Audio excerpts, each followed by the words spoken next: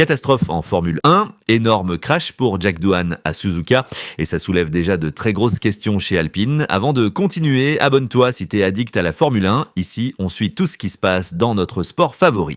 10 minutes, c'est tout ce qu'il aura fallu à Jack Doohan pour tout envoyer dans le mur. L'Australien a perdu le contrôle de son Alpine dans le premier virage à plus de 200 km/h. Pas de ralentissement, pas de correction, juste un impact violent directement dans les pneus. Et ce qui choque encore plus, c'est ce qui s'est passé avant.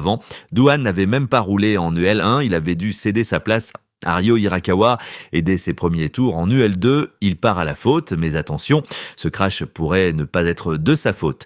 Les premières analyses pointent du doigt un bug possible au niveau du DRS. Sur son volant, les diodes indiquaient qu'il était resté ouvert en pleine courbe. Et si c'est le cas, Alpine a un problème bien plus grave.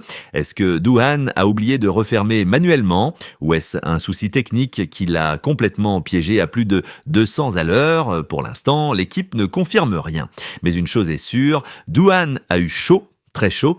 Il est sorti chancelant de la voiture, envoyé directement au centre médical. Et maintenant, tout le monde se demande, Alpine a-t-elle mis en danger son propre pilote ? Dis-moi ce que t'en penses et abonne-toi si tu veux suivre chaque scandale et chaque révélation en Formule 1 sans filtre.